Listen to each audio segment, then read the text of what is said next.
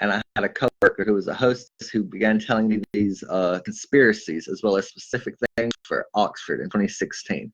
So I went over there, and she was telling me about the deep state and fake news, and said she had people online telling her that Trump was going to run and pick Pence, asking my opinion on WikiLeaks and Snowden and all them. I didn't know too much on it at the time, but I began learning, and then I began understanding intelligence operations and counterintelligence and things of this nature. It seemed political at first. They had alt-right leanings. They did talk bad about many Republicans, but never about Trump, and said he was going to fight the deep state and all this BS.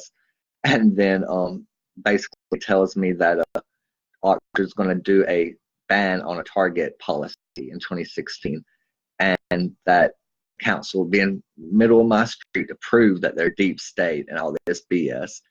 And it got more sophisticated, and in 2016 I was a lot of things did happen, I'll just say that. But they spread these things by the alt-right and the conspiracies.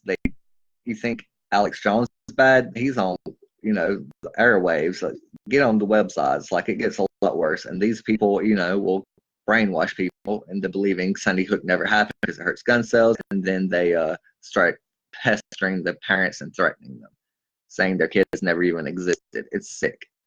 They do this kind of lying all the time when it comes to things that are inconvenient to them. And Trump has this psychosis on lock.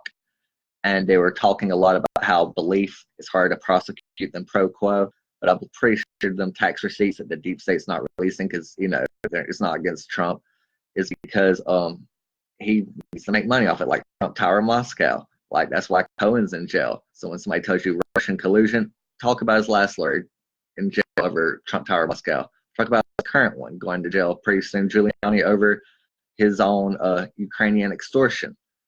Like, this is, again, using Russia. His manager, Paul Manafort, is in jail because he was, part of the Russian-Ukraine interest because they invaded their country and then uses the same tactics using here. They fund NRA-type groups that make you think you're, revolting against the evil country, but really it's Trump. Russia itself, and then the government you're helping them overthrow is your own.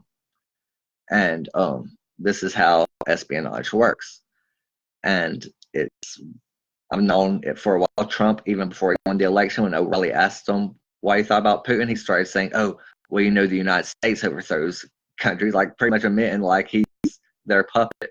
He starts bashing the CIA and their people, and then never speaks bad of Russia. I've noticed that from all the conspiracy people. They start saying, we never landed on the moon, but all of a sudden they'll say Russia got to this outer space first. So anything Russia says is true, anything we say is not. They live in their own country, Trump included. He will run there to escape prosecution. Much like Snowden and Assange, he is going to end up in an airport terminal, tweeting, rage tweeting, or having somebody do it for him. There is, reason to believe he is semi-literate. And he is also mentally deranged. And this is something that the Russians can exploit. And not just, the porn stars or his Epstein connections or even his receipts from, his shitty dealings with Russia, but his mental illness itself is exploitable by every other nation. And it's great, much like Turkey with Syria genocide. This is how he operates. He is godless.